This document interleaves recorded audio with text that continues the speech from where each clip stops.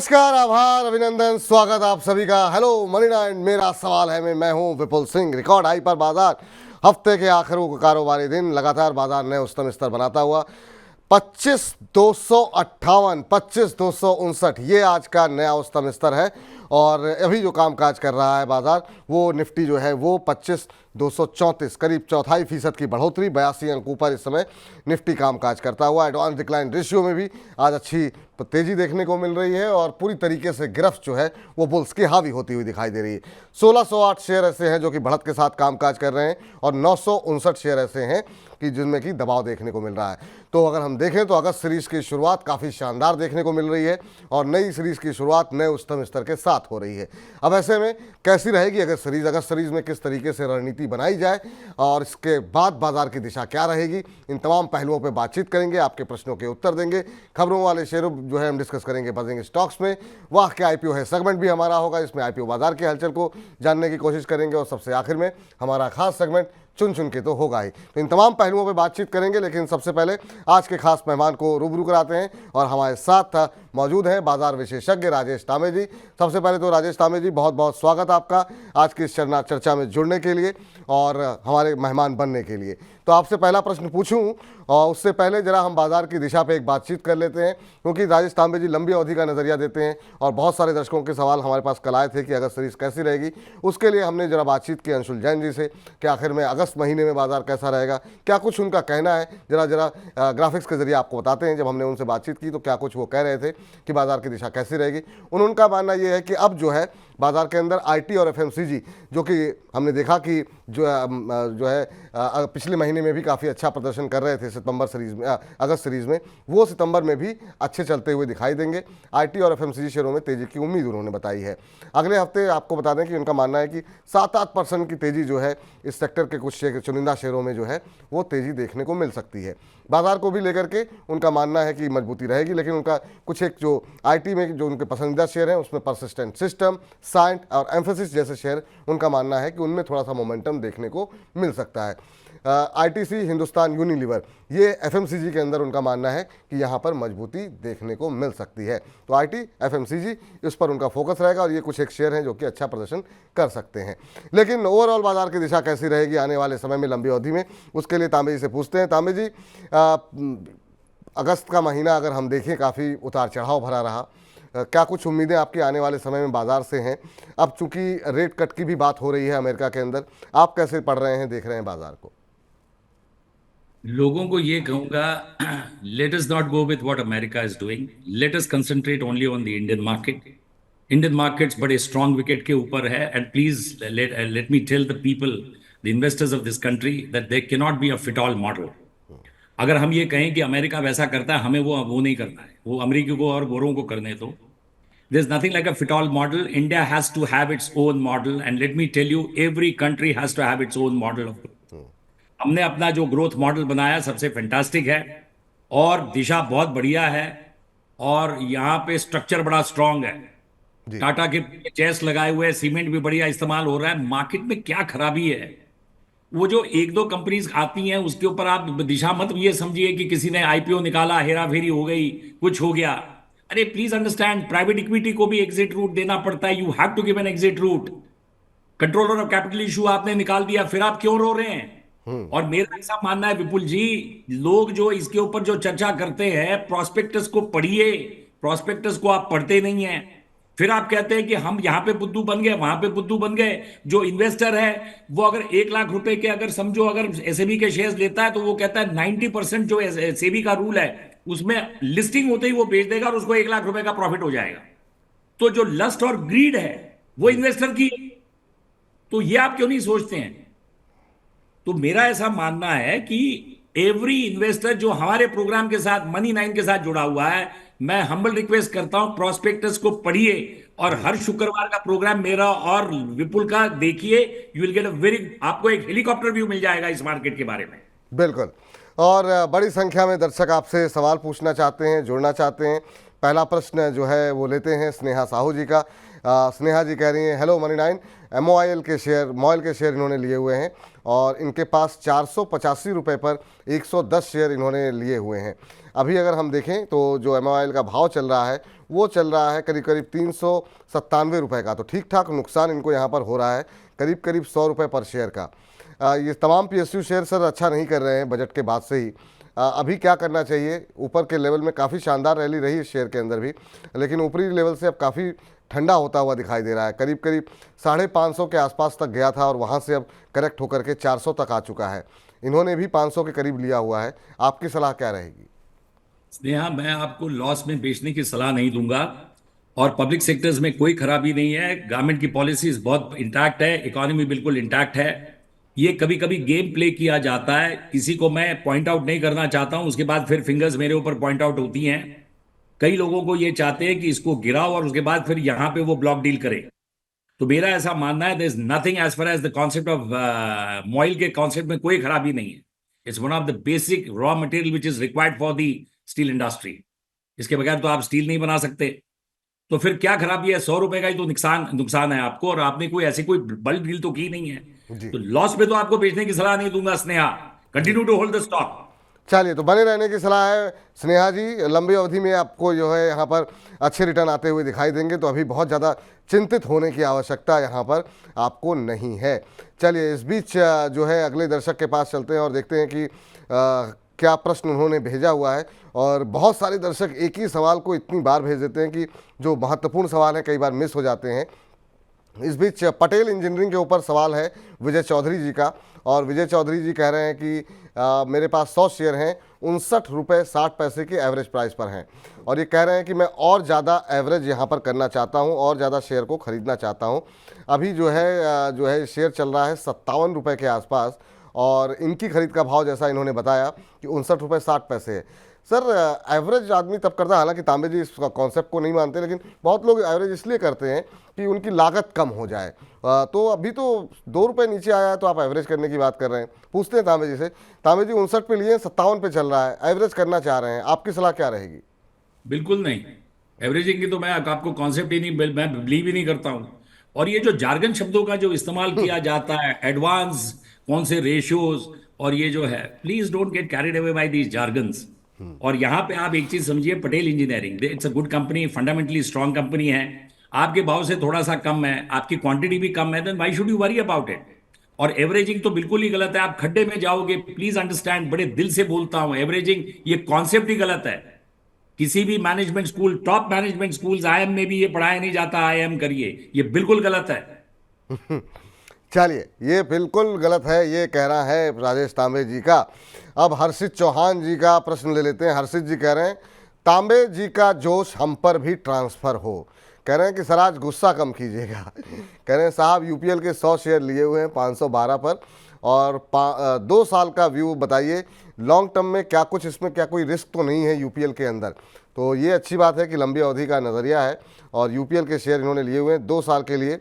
अभी 4% आज ऊपर है, और जो है अच्छा मोमेंटम बना हुआ है। 600 का लेवल देखने को मिल रहा है, 512 पे आपने लिए हुए हैं, अच्छा मुनाफा इनको यहाँ पर हो रहा है, लेकिन इतने मुनाफे से संतुष्ट नहीं है, 2 साल तक और होल्ड करना चाह रहे हैं यहाँ पर। तांबे जी, एक तो ये कि क्या इन्हें होल्ड करना चाहिए साल 2 साल के लिए? UPL के फंडामेंटल्स आपको कैसे लग रहे हैं अगर आप ट्रैक करते हो? और दूसरा, जो इनकी टिप्पणी आई है कि मतलब गुस्सा मत कीजिएगा, तो इसके पीछे क्या कारण है? देखिए हर्षित जी, आपकी बात से मैं बिल्कुल सहमत हूं। मैं गुस्सा इसलिए कर जाता हूं क्योंकि वही आदमी गुस्सा करता है जिसको अटैचमेंट होती है किसी चीज से। और मेरा दिल ये कहता है कि हिंदुस्तान के किसी इन्वेस्टर का लॉस नहीं होना चाहिए, क्योंकि आप पैसा कमाते हैं अपनी फैमिली के लिए, अपने बच्चों के एजुकेशन के लिए। तो यहां पे मैं चाहता हूं कि आप कोई गलती ना करें और फ्लाई बाय नाइट ऑपरेटर्स ना बने। यही मेरा होल हेतु है। और पैसा गंवाना बहुत आसान है, कमाना बड़ा मुश्किल है। यहां पे हर्षित जी, आपका सवाल, United Phosphorus from the house of Shroff family, one of the best companies as far as agri chemicals are concern. इससे बढ़िया कोई कंपनी नहीं हो सकती। गिनी चुनी कंपनियां हैं, जैसे उस जमाने में डो एलन को होती थी, जिसका मर्जर हुआ था वर्ल्ड ओवर में। तो from the house of Shroff, I think it's one of the best companies. इसको होल्ड करिए, आप वैसे भी प्रॉफिट कर रहे हैं। 2 साल का जरा लंबा पीरियड है, लेकिन एक काम करिएगा हर्षित भाई, you must learn the habit of booking the profit also. क्योंकि वो घर पैसा आपके हथेली में आना चाहिए, नहीं तो वो खाली बुक्स पे रह जाएगा। और उस पैसे के साथ अपने परिवार के साथ, अपने परिवार के साथ, अपने बच्चों के साथ उसको, उस पैसे को एंजॉय करिए। That is what I want. तो बिल्कुल आप होल्ड कर सकते हैं सर, होल्ड कीजिए। और जब आपको अच्छा लगे और संतुष्ट हों आप, तो टाइम फ्रेम से ज़्यादा अपने प्रॉफिट कितना लेना है इस पर सोचिए। अगर आपको लगता है कि पर्याप्त मुनाफा मिल रहा है, क्योंकि शेयर है वो उतार चढ़ाव वाला रहता है बाजार में, या तो ऊपर जाएगा या नीचे जाएगा। तो ऐसा ना हो कि आपने काफ़ी ऊपर के लेवल देख लिए फिर नीचे आ गया, तब भी आप बने हुए हैं। समय समय पर मुनाफा बुक करने की सलाह यहाँ पर राजेश तांबे जी की तरफ से दी जा रही है। शशि पांडे जी से बातचीत कर लेते हैं। शशि पांडे जी कह रहे हैं कि सर टाटा स्टील और सेल में क्या करना चाहिए, मेरा लॉन्ग टर्म का व्यू है, मैं 3 साल होल्ड कर सकता हूं। शेयर का भाव इन्होंने बताया नहीं है, उसकी जानकारी हमें है नहीं, लेकिन हाँ मेटल को लेकर के आपका व्यू जानना चाहेंगे। बीच में हमने देखा मेटल शेयरों में काफ़ी दबाव देखने को मिला, कारण ये देखने को मिला कि डिमांड अंतर्राष्ट्रीय स्तर पे घट रही थी। फिर हमने देखा कि चाइना में कुछ डिमांड बढ़ती हुई आई, उसके बाद से शेयर बढ़ने शुरू हुए, फिर दबाव देखने को मिला बीच में। अब यूएस को लेकर के की बातचीत, उम्मीदें हैं कि शायद डिमांड फिर से बढ़ती हुई दिखाई दे रही। मेटल पे अभी अगर लॉन्ग टर्म व्यू लेना हो 2-3 साल का, तो आप पॉजिटिव हैं सर, सेल और टाटा स्टील? पांडे जी बिल्कुल, जैसे इन्होंने कहा विपुल जी ने, आप ये यूएस की बात में ये बिलीव मत करा करिए। मैं इस कंट्री को भिखमंगा कंट्री समझता हूँ। ये क्या है, सिर्फ रोल ओवर कर जाते हैं अपने डॉलर को, just because in fact you are a big economic power and you are a big military power, इसलिए आप रोल ओवर करते हैं। बाकी है क्या अमेरिका के पास आज की डेट में? सो मच ऑफ इन्फ्लेशन, वहां पे अनएम्प्लॉयमेंट है, अरे इतनी इनसिक्योरिटी है। एक आदमी गन लेके कभी स्कूल में मार देता है, कॉलेज में मार देता है, बस स्टॉप पे मार देता है। ऐसी कोई कंट्री है क्या? तो I am not at all impress by US. मैं बिल्कुल यूएस से इंप्रेस नहीं हुआ। As far as Steel Authority of India is concern, कौन कैपेसिटी क्रिएट कर सकता है? ये मेगा स्टील प्लांट जो ब्लास्ट फर्नेस रूट से जो स्टील बनाती हैं, मैं ये नहीं कहता हूं कि इलेक्ट्रिक आर्क फर्नेस से जो स्टील बना रहे हैं वो बेकार लोग हैं, but as far as SAIL is concern, Tata steel is concern, but learn there's always a cycle in the metal industry, whether it is ferrous or non-ferrous. You know, these companies are able to roll over.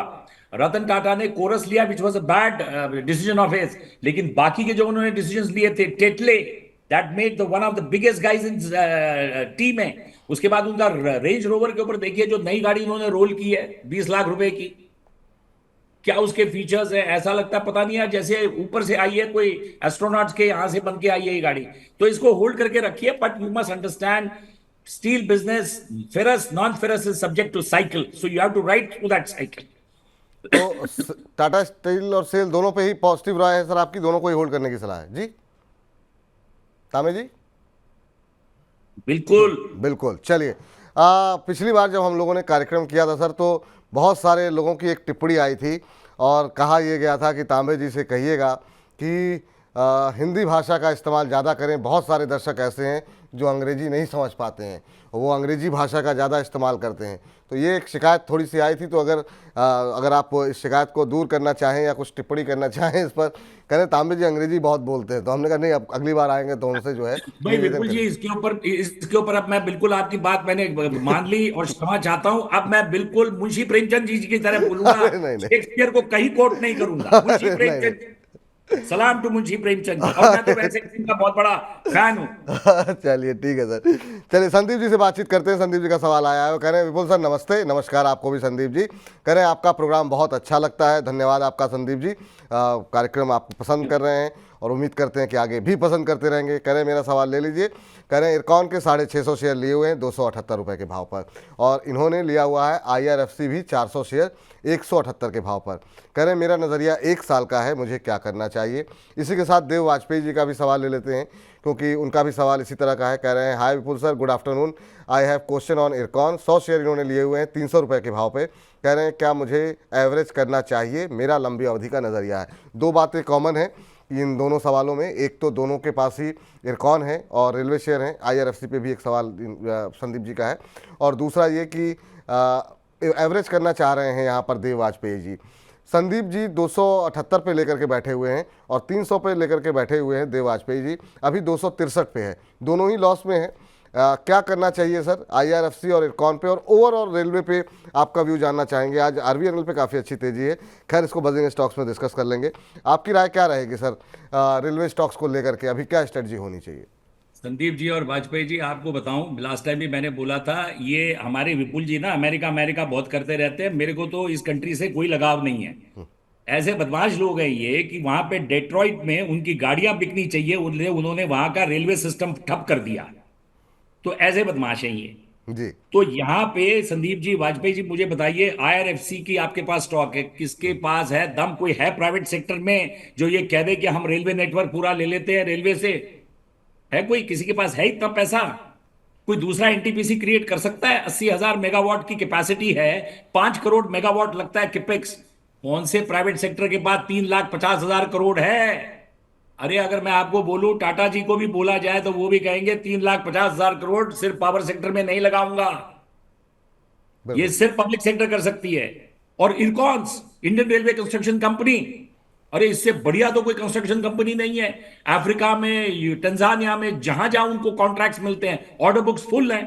आप खाली ये share price की value को देखते हैं, but fundamentally these companies are very good. और एक जमाने में तो आईआरएफसी तो बिल्कुल हॉट स्प्रिंग था, जिसको देखो बाजार में आईआरएफसी के पीछे भाग रहा था। अब थोड़ा सा गिर गया पब्लिक सेक्टर तो आपके हृदय ये हो गए। फिर आप बोलोगे यार मैं डांटता हूं। I am telling you the fundamentals of these things, these are the best companies. इसको मत बेचिए, फिर क्या खरीदेंगे? होल्ड करिए। होल्ड करिए, आईआरएफसी इरकॉन दोनों में ही बने रहिए। 1 साल का आपका नज़रिया है और बहुत ज़्यादा नुकसान आपको नहीं है। आईआरएफसी में तो आप फिलहाल 2 रुपये के इनफैक्ट मुनाफे में ही बैठे हुए हैं, और इरकॉन को लेकर के थोड़ा सा आप लोगों को लॉस हो रहा है, लॉस लेकिन ज़्यादा नहीं है। तो तामे जी का मानना है कि अगर आप 1 साल के नज़रिए के साथ बने रहना चाहते हैं तो बिल्कुल होल्ड करके चल सकते हैं।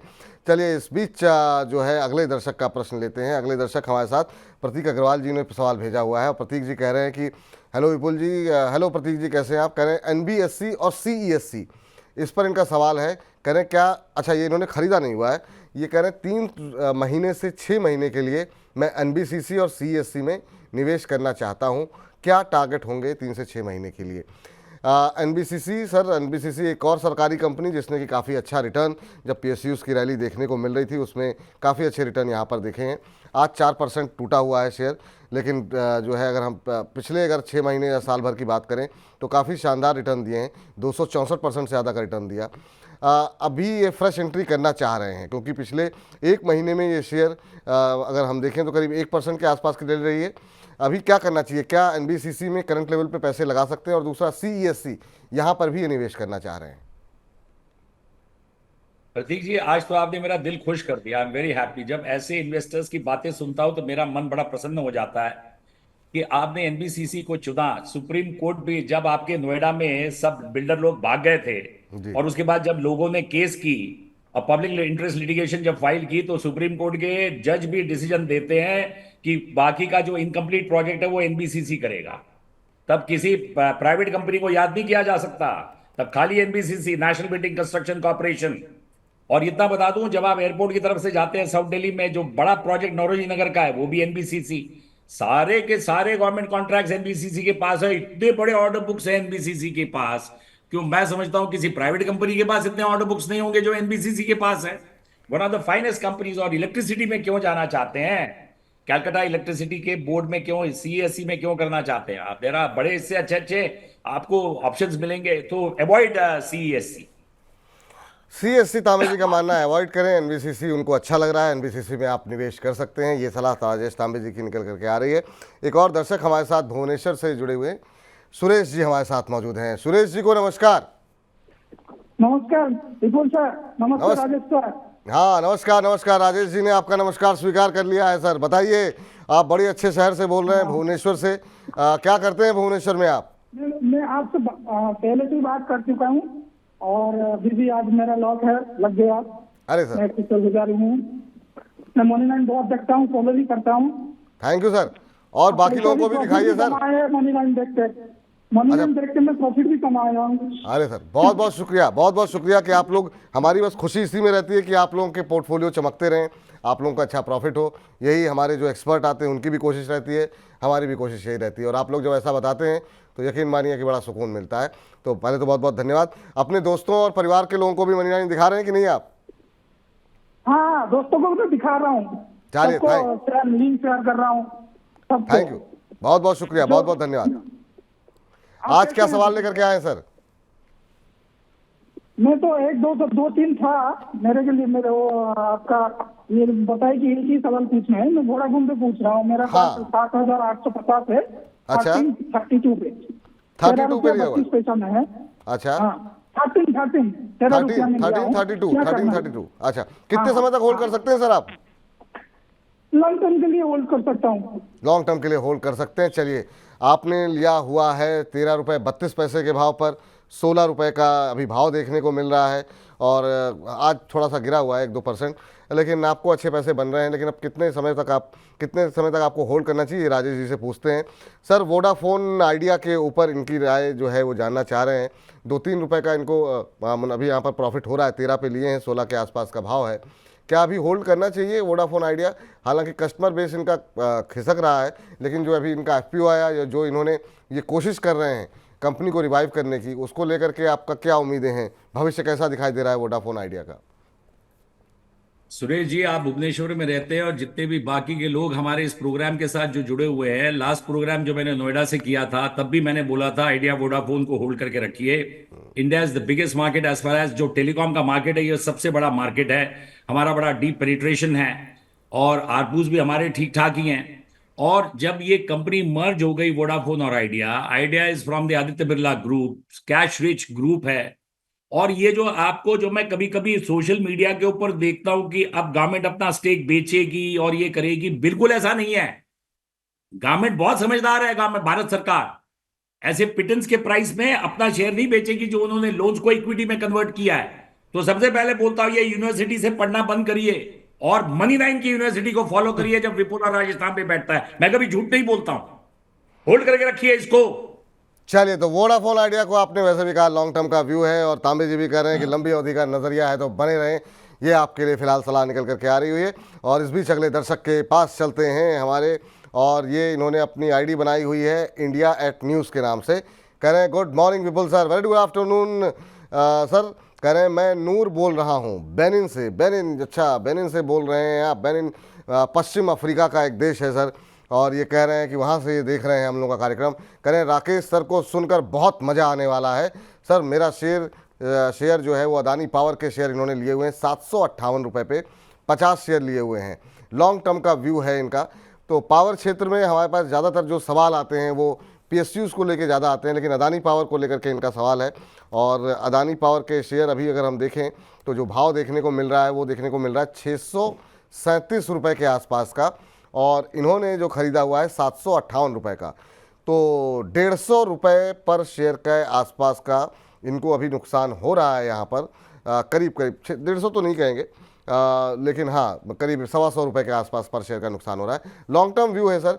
पावर क्षेत्र को लेकर के आपकी उम्मीदें, एक्सपेक्टेशन क्या हैं? और ख़ास तौर से निजी क्षेत्र जिसमें टाटा पावर है, अदानी पावर है, JSW एनर्जी है, सुजलॉन का भी नाम अब सामने आ रहा है। प्राइवेट पावर सेक्टर से क्या उम्मीदें हैं आपकी? बड़ी अच्छी उम्मीदें हैं, but you must understand one thing Noor भाई, आप अफ्रीकन कंट्री में रहते हैं। लेट मी टेल यू, 20 साल पहले India was a power hungry country, today we are a power surplus country. NTPC कोई आदमी प्राइवेट सेक्टर में क्रिएट नहीं कर सकता, 80,000 मेगावाट की जनरेशन कैपेसिटी है। तो प्राइवेट में भी ये जो विपुल जी ने जो नाम गिनवाए बहुत बढ़िया। आपने देखा सुजलॉन जो कन्वेंशनल एनर्जी में है, विंड में, इसमें है, उनका भी देखिए कितना अच्छा एप्रिसिएशन हुआ है। The moment in fact the market came to know कि तुलसी तांती के हाथ से अब ये कंपनी दिलीप सांघवी के हाथ में गई, तो you seen the kind of the appreciation this market has seen. लोग मालामाल हो गए। तो यहां पे मैं ये कहता हूं कि अडानी के ऊपर, अरे ये कौन है हाइडेनबर्ग? ये कौन बेवकूफ है जो हिंदुस्तानियों को समझाएगा बिजनेस कैसे करना है? आने वाले समय में हम राज करेंगे पूरे वर्ल्ड के ऊपर, ये क्या गोरे हमारे ऊपर राज करेंगे? अब इंडिया का टाइम आएगा that in fact will rule over the world. I am telling you, you mind my word. मैं शायद हूं नहीं देखने के लिए वो दिन, लेकिन विपुल रहेगा वहां पे ये दिन देखने को। And he will agree with me, continue to hold Adani power, there is nothing wrong. सारे अडानी के शेयर्स में ये हुआ है, और मैं बिल्कुल ठीक था। हाइडेनबर्ग हमारे को समझाएगा, ये पागल हमें समझाएगा कि हमें धंधा कैसा करना है। सर पहले तो ये अपने दर्शकों को बता दूं और आपको भी बता दूं, आप भी रहेंगे और जिस तेज़ी से के साथ भारत तरक्की कर रहा है, तो भारत की तरक्की हम लोग मिलकर के देखेंगे और देख ही रहे हैं। तो ईश्वर आपको मतलब यशस्वी बनाए, दीर्घायु बनाए, शतायु बनाए, और हमारे दर्शक ऐसे ही आपके कार्यक्रम को देख करके आनंदित होते रहें, सीखते रहें। तो ऐसी बातें मत कहिए क्योंकि बहुत सारे दर्शक भी नाराज़ हो जाएंगे। चलिए आगे बढ़ते हैं और अगले दर्शक का सवाल लेते हैं। हमारे साथ एक दर्शक फोन लाइन पे जुड़े हुए हैं, बलवंत जी हैं। बलवंत जी को नमस्कार। सर नमस्कार। नमस्कार बलवंत जी, कहाँ से बोल रहे हैं? सर हम दिल्ली से बोल रहे हैं, दिल्ली से। अच्छा, दिल्ली से ही बोल रहे हैं। चलिए, बहुत अच्छी बात है सर। क्या पूछना चाह रहे हैं सर बलवंत जी? सर हमारा ये शेयर है अंबुजा सीमेंट का। अच्छा, अंबुजा सीमेंट एक और अदानी क्षेत्र के की कंपनी जो है आ गई है। अंबुजा सीमेंट के कितने शेयर लिए हुए हैं सर आपने? सर 120 शेयर हैं। 120 शेयर किस भाव पे लिए हुए हैं? 300 पे है सर। 300 के भाव पर? जी सर। कब लिए थे सर आपने? सर ये हो गया 1.5 साल करीब, जब वो रिपोर्ट आई थी तभी इस टाइम लिए सर। ओहो, चलिए पहले तो बहुत बहुत मुबारक हुआ सर आपको कि आपने जो है 300 रुपये पे भाव पर लिए हुए हैं। तो आपने तो काफ़ी अच्छे अच्छे भाव देख लिए, करीब जो है 700 रुपये के आसपास के भी भाव देखे। निकलने का मन नहीं किया सर आपका? सर वही था, मैं निकलने के कर रहा था, लेकिन फिर यही था कि अभी सोच रहा हूँ कि रखूँ या निकल जाऊँ, क्या करें। चलिए, खैर पैसे तो आपके डबल हो गए, डबल से ज़्यादा ही आपको यहाँ पर मुनाफा हो रहा है। अब कहाँ पे निकलना चाहिए उसके लिए जो है जरा तांबे जी की राय ले लेते हैं। तांबे जी 300 रुपये पे लिए हुए हैं, 617 का भाव है, पैसे हो गए इनके डबल से ज़्यादा। अब क्या इतने समय तक रुके हैं कि थोड़ा और होल्ड करना चाहिए ताकि और ज़्यादा मुनाफा हो जाए, या एक बार के लिए मुनाफा बुक करें? क्या 50% मुनाफा बुक करना चाहिए? क्या सलाह रहेगी आपकी इनके लिए? बलवंत जी, इन शॉर्ट में आपको बताता हूँ, 90 में जब हम we became part of WTO और जब ये फॉरेन की कंपनीज लफाज, इटाल सीमेंटी और हिडलबर्ग ये जब सब आए, होलसिम आए, तो लोगों को ऐसा लगा कि इंडिया की सीमेंट कंपनी सारी ये टेक ओवर कर जाएंगे। और आज समय ऐसा आ गया है 2024 में कि होलसिम भी बेच के चला गया, लफाज भी बाय बाय करके चला गया। तो वही मैं कहता हूं कि फिरंगियों को कहाँ आता है धंधा करना, धंधा सिर्फ करेंगे Indians. And Adani is made a फोरे इनटू इट। आपने देखा बलवंत जी, आज अल्ट्राटेक का क्या भाव है जो उन्होंने कंसोलिडेशन किया है। The latest acquisition from the house of Birlas has been India Cements. They bought it at a price of 390 rupees. तो अगर अल्ट्राटेक का ये भाव है, बांगुर सीमेंट का ये भाव है, तो कल अगर आपकी तकदीर चमक गई, 300 रुपए में क्यों बेच रहे हैं? कल को अगर ये भाव बड़ा अच्छा अप्रिशिएट हो गया तो फिर उसका मुनाफा लीजिए, ये लीगेसी कैरी ऑन करिए अपने बच्चों के लिए, इसको बेचिए नहीं। तो सर अगर आप होल्ड कर सकते हैं तो होल्ड कीजिए और अपने बच्चों को जो है ट्रांसफ़र कीजिए। एक हमारे दर्शक हैं, टिप्पणी कर रहे हैं, कह रहे हैं कि तांबे जी कभी कहते हैं मुनाफा बांध लेना चाहिए, कभी कहते हैं इसको जो है बच्चों को शेयर लेकर के दे दीजिए, या इसके पीछे क्या कारण है? क्या टिप्पणी करेंगे सर आप? देखिए, एक चीज मानिए कि जो कुछ अच्छी कंपनीज होती हैं, जैसे हिंदुस्तान लीवर है, अब मैं हिंदुस्तान लीवर को बोलता हूं कि अब आप उसको अगर बेच देते हैं तो अगर आपको समझिए 1 करोड़ रुपए जिसको मिला, तो अब 1 करोड़ के ऊपर आपको बैंक के ऊपर मिलेगा 7%, सीनियर सिटीजन को 7 लाख रुपए ब्याज मिलेगा। इतना डिविडेंड तो आपको इतना मिलेगा नहीं। बिल्कुल। तो you have to go by the cost benefit analysis. हर कंपनी का एक अलग अलग विश्लेषण है। यहां पे अभी ये ग्रीनफील्ड इसमें गए हैं, और देखिए सीमेंट में आप नया सीमेंट प्लांट नहीं लगा सकते, acquisition is the only route. और अंबुजा बिग टाइम प्लेयर्स बन जाएंगे, हील ऑल्सो में बिग टाइम का इन कैपेसिटी, एप्रिसिएशन होगा। 300 रुपए तो कुछ भी वैल्यू नहीं है, तो यहाँ पे होल्ड करके रखिए उस पैसे को। अभी क्यों मजा करेंगे? जब 3000 कुछ भी जो भी भाव होगा 300 से ऊपर का, फिर मजा करेंगे। ठीक है सर। इस बीच रेणु सिंघल जी का सवाल ले लेते हैं, और कह रही हैं, हेलो सर, BEL में क्या होल्ड करें या फिर एग्जिट करें? और 292 पे लिया है इन्होंने। कह रहे हैं सर आजकल आप मेरा क्वेश्चन नहीं लेते। रेणु जी ऐसी शिकायत मत कीजिए, आज ही आपका सवाल ले लिया गया है। कभी कभी छूट जाता है मैम, किसी और का सवाल ले लिया गया, और सवाल का उत्तर जो है लेते हैं यहाँ पर राजेश जी से। और BEL एक रक्षा क्षेत्र से जुड़ी हुई कंपनी, जिसमें कि हम देख रहे हैं काफ़ी अच्छी मजबूती, काफ़ी अच्छे रिटर्न देखने को मिले, लेकिन अब यहाँ पर भी दबाव देखने को मिला है। आज हालांकि 0.25% के आसपास की बढ़त देखने को मिली है। पिछले अगर हम एक महीने की बात करें तो 6% का नेगेटिव रिटर्न यहाँ पर देखने को मिल रहा है। 298 का भाव अभी है, और इनकी भाव जो इन्होंने लिया हुआ है 292 का, 6 रुपये इनको मिल रहे हैं सर। यहाँ पर 5-6 रुपये का मुनाफा हो रहा है। कब तक होल्ड इन्हें करना चाहिए? कह रही हैं होल्ड करूँ या एग्जिट करूँ? आपकी टिप्पणी क्या होगी BEL को लेकर के? बिल्कुल रेणु जी, आपने बहुत बढ़िया शेयर खरीदा है। From the ministry of defence के अंडर ये सारी कंपनीज आती हैं। BEL तो सारा कंप्लीट डिफेंस इक्विपमेंट बनाता है, one of the pioneer companies Bangalore में, आउटस्कर्ट्स में। और यहाँ पे आप क्या 6 रुपए का ये करके, क्या मतलब हम क्या वो मूंगफली खाएंगे क्या? 6 रुपए का प्रॉफिट बुक करके उसमें STT का टैक्स पे करेंगे तो 2 रुपए की मूंगफली का पैकेट खरीदेंगे सड़क पे? अरे इसको होल्ड करके रखिए, you will get very good profit. किसी की बात मत सुनिए। अगर BEL नहीं अच्छा परफॉर्म करेगा तो फिर कौन अच्छा परफॉर्म करेगा? आई मीन यू, आज पूरे सारे कंट्रीज की स्पेंडिंग इज ऑन डिफेंस। देख रहे हैं आप क्या डिफेंस के ऊपर बजट है हर कंट्री के। अरे अमेरिका तो सिर्फ डिफेंस के ऊपर ही जिंदा है, और क्या करता क्या है ये? जी पूरे वर्ल्ड ओवर में डिफेंस के इक्विपमेंट्स भेजता है और सबको लड़वाता रहता है, पर लड़ो। ठीक, चलिए, तो होल्ड करने की सलाह है रेणु जी आपको, बीएल को। बिल्कुल, अभी जो आपके मन में आशंकाएं थी कि एग्जिट करना चाहिए कि होल्ड करना चाहिए, तो उस आशंका को दूर कर दिया तांबे जी ने। वो कह रहे हैं कि यहाँ पर अभी आप बने रहिए, ये आपके लिए ज़्यादा बेहतर रहेगा। लेकिन अभी बहुत सारे दर्शकों के सवाल, हम अभी सवाल जवाब का सिलसिला लगातार जारी रहेगा, और 800 से ज़्यादा दर्शक हमें लाइव जो है, 825 दर्शक से ज़्यादा दर्शक हमें लाइव देख रहे हैं। तो आप सभी से निवेदन है कि ज़्यादा से ज़्यादा लोगों तक इस कार्यक्रम को पहुंचाइए, और अपने मित्रों के साथ, परिवारजनों के साथ, ऑफिस के कलीग के साथ इसको शेयर कीजिए, ताकि ज़्यादा से ज़्यादा लोग जो है अपने सवाल पूछ सकें और इस कार्यक्रम का हिस्सा बन सकें, और मई 9 के परिवार को हम और ज़्यादा विस्तार दे सकें। तो आप लोगों के सवाल जवाब का सिलसिला जारी रहेगा, लेकिन इस बीच टाइम हो गया है हमारे खास सेगमेंट सौदा मुनाफे का।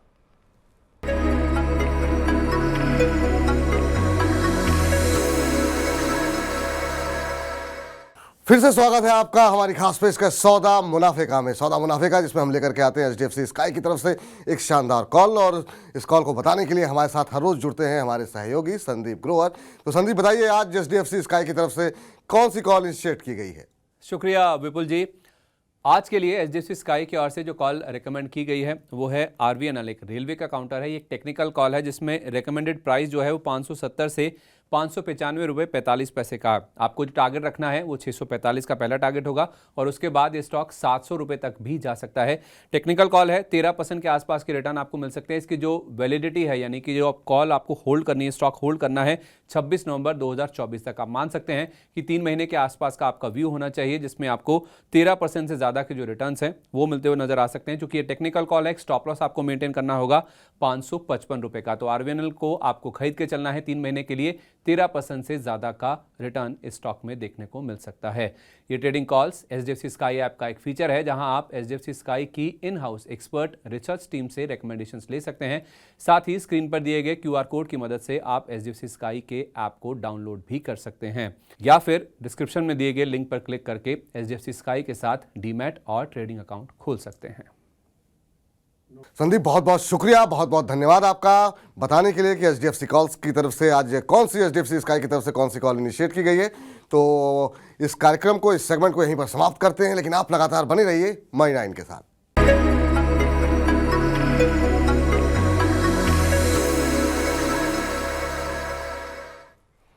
तो फिलहाल देखा आपने, काफ़ी शानदार कॉल निकल करके आई है RVNL की, और रेलवे पे हम थोड़ी देर पहले बात भी कर रहे थे राजेश तांबे जी से, और तांबे जी भी काफ़ी पॉजिटिव हैं। तो ऐसा नहीं है कि जो है धीरे धीरे करके रुख बदल रहा है रेलवे स्टॉक्स को लेकर के। तांबे जी, RVNL कैसा लग रहा है आपको?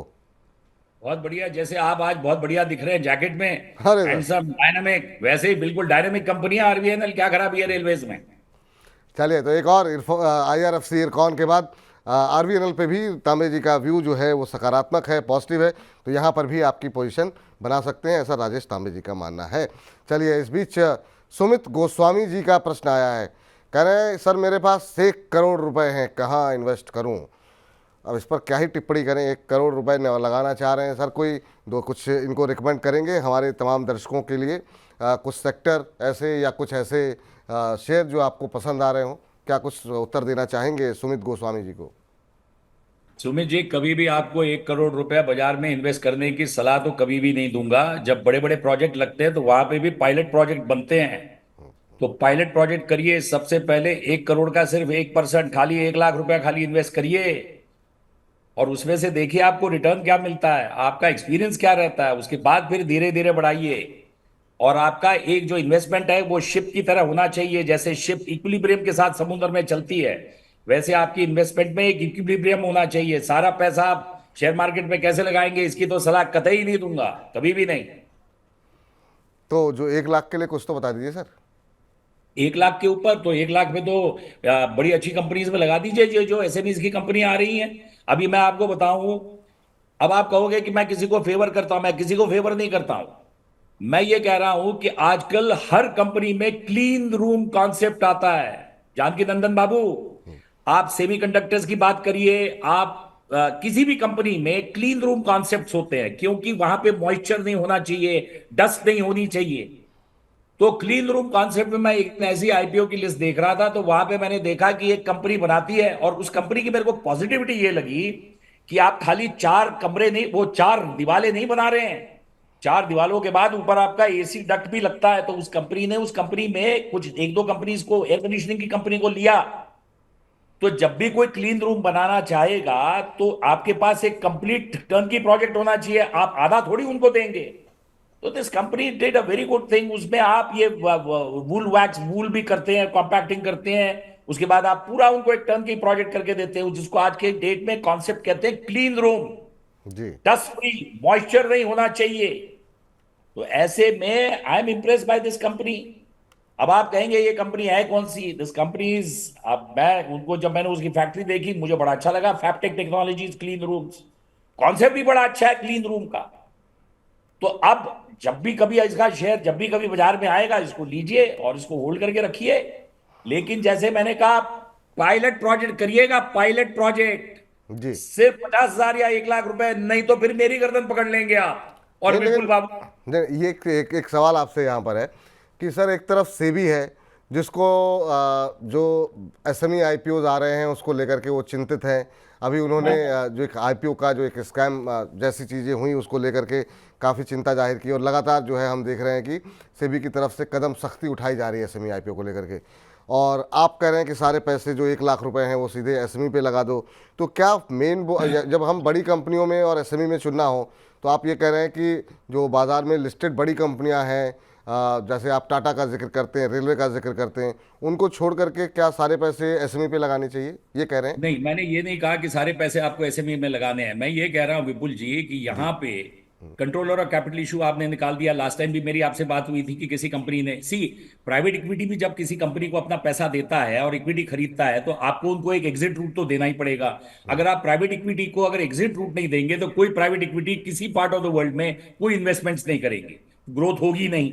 तो मेरा ऐसा मानना नहीं है। देखिए कई, अब अच्छा, ये कंपनी ने जो, वो कंपनी में जो स्कैम हुआ उसका बड़ा हाईलाइट हुआ।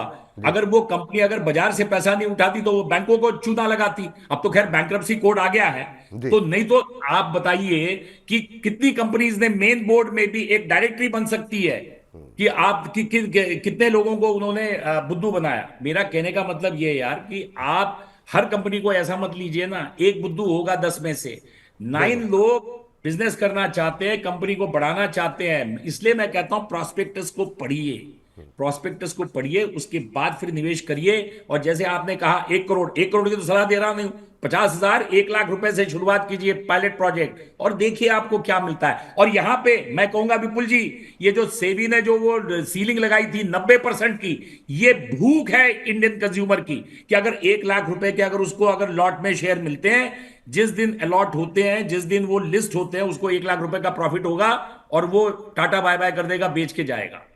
तो यहां पे देखिए हर चीज का ये है। मैं ये कहता हूं कि यू हैव टू अंडरस्टैंड, आप हर चीज में इसका बाल की खाल नहीं निकाल सकते। आप कहोगे सेबी क्या कर रहा है? अरे सेबी स्ट्राइक, वो सारा पैसा उनको तो नहीं मिल रहा, वो जो एक्सेस पैसा है वो तो एस्क्रो अकाउंट में जा रहा है। तो अगर आप इसकी बाल की खाल निकालेंगे तो फिर ग्रोथ कहां से आएगी, कंपनीज बनेगी कहां बनेगी? ठीक है, 100 में से एक तो फ्लाई बाय नाइट ऑपरेटर होगा। तो फिर जनता जनार्दन को मैं ये कह रहा हूं कि पढ़िए प्रॉस्पेक्टस और मनी 9 को पढ़िए, फिर मैं बताता हूं आपको कि कौन सी कंपनी है। आपने मेरे से तो पूछा नहीं लास्ट टाइम जब मैं इनके साथ बैठा था कि रिसोर्सफुल ऑटो में पैसे लगाऊं कि नहीं लगाऊं, मैं बता देता बिल्कुल नहीं। चलिए चलिए चलिए, ठीक है सर। शेखर नायक जी का सवाल लेते हैं और कह रहे हैं विपुल सर नमस्कार। नमस्कार आपको भी सर। कह रहे हैं सुजलॉन मैंने 44 रुपये पे लिया हुआ है 300 शेयर नज़रिया, लेकिन इनका सिर्फ 2 महीने का इन्होंने लिखा हुआ है कि 2 महीने का नज़रिया है। तो चलिए अब 2 महीने के नज़रिए के हिसाब से ही बात कर लेते हैं। 44 पे लिया, 76 पे आ गया है, 80 तक गया था। तो सर अब 80-90% का रिटर्न आपको मिल रहा है, और जब 1-2 महीने का ही नज़रिया है तो शेयर कहीं गिर गया तो आपको अफसोस होगा। लेकिन फिर भी तांबे जी से पूछते हैं, इतनी छोटी अवधि का नज़रिया के साथ, हालांकि तांबे जी बात नहीं करते हैं लेकिन फिर भी उनसे पूछते हैं, आज 1% की गिरावट है, 80 तक गया सर, क्या सलाह रहेगी? सुजलॉन एनर्जी 2 महीने का नज़रिया 44 पे ले रखा है, 76 का भाव है, क्या करना चाहिए? 76 रुपए 22 पैसे का है, 80 रुपए से गया, लुढ़क के आया है, 3 रुपए कुछ 80 पैसे खाली लुढ़का है। आपका 2 महीने का नजरिया, प्रॉफिट बुक करिए, प्रॉफिट बुक करिए। 2 महीने का नज़रिया है तो प्रॉफिट बुक कर लीजिए सर। अच्छी चाल यहाँ पर आ चुकी है, हो सकता है यहाँ पर थोड़ा ठहरे, थोड़ा रुके, क्योंकि बाजार की चाल एक तरफा जो है कभी भी नहीं रहती है, और ये एक हल्दी भी नहीं होता है बाजार के लिए कि सिर्फ एक ही तरीके से सरकार जो है शेयर चलता रहे। सुरभि जी का सवाल ले लेते हैं। कह रही हैं नमस्कार सर। नमस्कार सुरभि जी। कह रही हैं कि I watch your show every day, बहुत बहुत शुक्रिया। कह रही हैं योर शो इज़ बेस्ट। धन्यवाद सुरभि जी एक बार फिर से आपका कि आपको कार्यक्रम अच्छा लग रहा है। करें प्लीज़ बिरला सॉफ्ट के बारे में बताइए। आई हैव 200 शेयर 768 रुपये पे, 38 रुपये पे। कह रहे हैं कि क्या लक्ष्य हो सकता है, क्या अभी होल्ड करें या फिर बेच दूं। 738 पे आपने लिया है। अभी जो साइकिल में जो एक बदलाव हुआ है कि जैसे पीएसयू शेयर चल रहे थे, अब पीएसयू शेयरों में थोड़ा ठहराव है, दबाव है, लेकिन अब हमने देखा है आईटी, एफएमसीजी, फार्मा, ये पैक अब दोबारा चलते हुए दिखाई दे रहे हैं। तो अब इस रैली में कहाँ तक जाएंगे ये कहना थोड़ा मुश्किल है, लेकिन तामे जी से पूछते हैं कि क्या करना चाहिए। बिरला सॉफ्ट आपने लिए हुए 738 रुपये के भाव पर, और अभी जो भाव है वो 672 रुपये का है, तो 60-70 रुपये का आपको नुकसान है। पिछले अगर हम बात करें पिछले 5-6 कारोबारी सत्र में, 5 कारोबारी सत्र में इसने 8% का रिटर्न दिया है। सर बिरला सॉफ्ट लंबे समय तक आईटी क्षेत्र में थोड़ी सी सुस्ती रही, अब फिर से रिकवरी आ रही है, आपकी उम्मीदें क्या हैं और बिरला सॉफ्ट आपको कैसा लग रहा है? अभी ये 50-60 रुपए के नुकसान पे है। सुरभि जी, आपका नाम से पुराना कार्यक्रम याद आ गया। सुरभि करके कार्यक्रम आता था टीवी पे, दूरदर्शन पे, which was a very famous programme. Renuka Shahane ji उसको होस्ट करती थी। हाँ जी, हाँ जी, हाँ। कौन कौन होस्ट करती थी? रेणुका शहाणे जी। अरे क्या बात है विपुल जी, ये चीजें आपको बड़ी अच्छी याद रहती हैं। नहीं, बहुत बिल्कुल अच्छी, सर। बहुत अच्छी। तो यहाँ पे सुरभि जी एक चीज कहूंगा आपसे कि आईटी की सेक्टर में जैसे एम्फेसिस है, company which is been promoted by Jerry Rao, उनकी सिस्टर मेरे ख्याल से one of the deputy directors भी होती थी आरबीआई में। ये बड़ी एक्सक्लूसिव इंफॉर्मेशन आपको दे रहा हूं। Birlasoft is also a company जो चंद्रकांत बिरला है, सीके बिरला उनकी वाइफ है, and let me tell you she is the daughter of Raj Bagri. Raj Bagri LME के फर्स्ट चेयरमैन थे लंदन मेटल एक्सचेंज के उस जमाने में। I mean, what a family background भी तो देखिए, and she is putting her heart and soul into it. There's nothing wrong with Birla Soft, Emphasis. आने वाले समय में you will have a good appreciation. इसको होल्ड करके रखिए। They are one of the top companies in the IT sector. बने रहिए ma'am, ये आपके लिए फिलहाल सलाह सुरभि जी निकल करके आ रही है बिरला सॉफ्ट के ऊपर।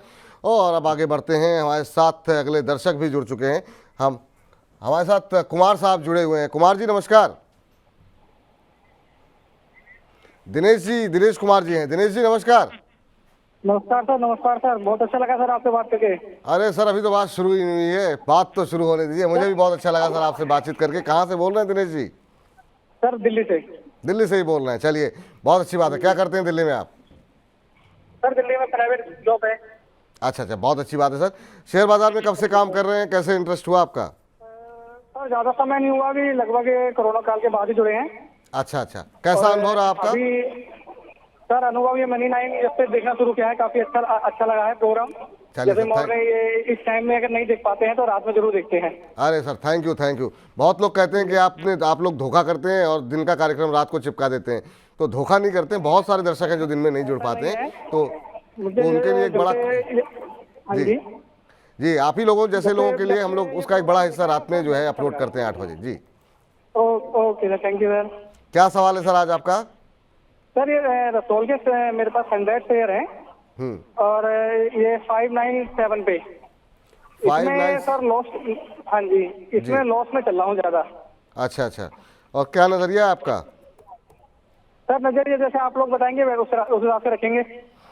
चलिए ठीक है। रॉसेल इंडिया के शेयर इन्होंने लिए हुए 597 पे, तो बहुत ज़्यादा नुकसान तो नहीं। हाँ 30 रुपये का नुकसान आपको पर शेयर हो रहा है, मतलब 3000 रुपये के आसपास का नुकसान आपको हो रहा है रॉसेल इंडिया पे। अब पूछते हैं कि क्या इस शेयर में बने रहना चाहिए या 2-3 हज़ार का नुकसान एक बार के लिए बुक कर लेना चाहिए। सर रॉसेल इंडिया के को अगर आप ट्रैक करते हो तो आपकी राय जानना चाहेंगे। इनको फिलहाल 30 रुपये के आसपास पर शेयर का नुकसान हो रहा है, होल्ड करें या निकल जाएं एक बार के लिए? यहाँ पे जिनका नाम है, मैंने नाम मेरे को याद नहीं इनका नाम, जो भी दिनेश कुमार जी रॉसेल इंडिया में से निकल जाइए। 30 रुपए का ही खाली आपको नुकसान हो रहा है। पिछले शो में जो मैंने उनके स्टूडियो से किया था विपुल जी के साथ, तो मैंने एक कॉफी का शेयर बताया था, वो मेरे ख्याल से कुछ 95 रुपीज का है, वो ले लीजिए। उसमें आपका लॉस भी क्रिएट हो जाएगा। 6 महीने तक रखिए, आपको अच्छे पैसे मिल जाएंगे उस कॉफी शेयर में। तो ये फिलहाल राय आपके लिए है कि रॉसेल इंडिया से एक बार लॉस जो है वो आपको बुक कर लीजिए तो ज़्यादा बेहतर रहेगा। चलिए शशि पांडे जी का सवाल ले लेते हैं। शशि पांडे जी कह रहे हैं सर, पावर ग्रिड और कोल इंडिया के बारे में बताइए। मेरे पास दोनों शेयर हैं और लॉन्ग टर्म का व्यू है, 5 साल तक का, क्या करना चाहिए? करंट मार्केट प्राइस में क्या और ऐड कर सकते हैं? ये भी सर एक और 2 PSU कंपनीज आपके लिए आ गई हैं, पावर ग्रिड और कोल इंडिया, और इस पर ये 5 साल का इनका नज़रिया है। कह रहे हैं और ऐड कर लें क्या? देखिए शशि जी, कोल इंडिया में खराबी नहीं है। 100 रुपए का शेयर था कोल इंडिया में, और देखिए कि कोल इंडिया की मोनोपोली है।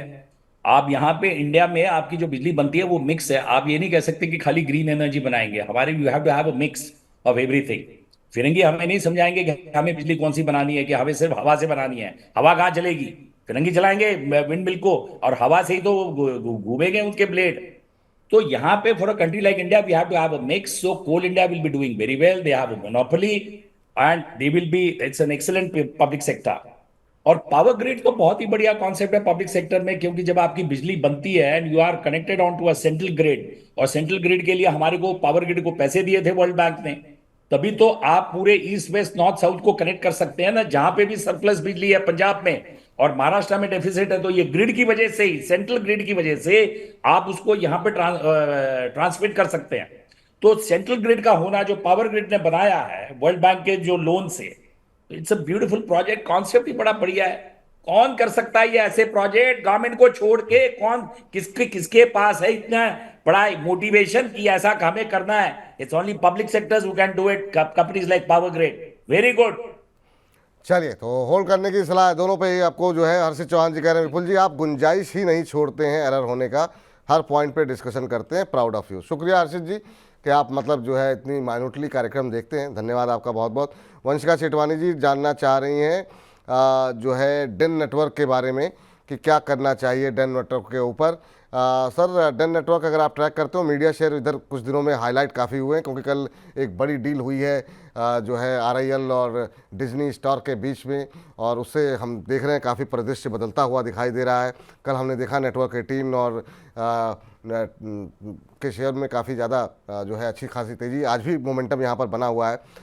RIL के ऊपर भी आपकी टिप्पणी जानना चाहेंगे इसी के साथ, क्योंकि RIL की कल हमने देखा कि जो है कंपनी की कॉन्फ्रेंस थी, AGM थी, और उसमें जो है बोनस की घोषणा हुई है।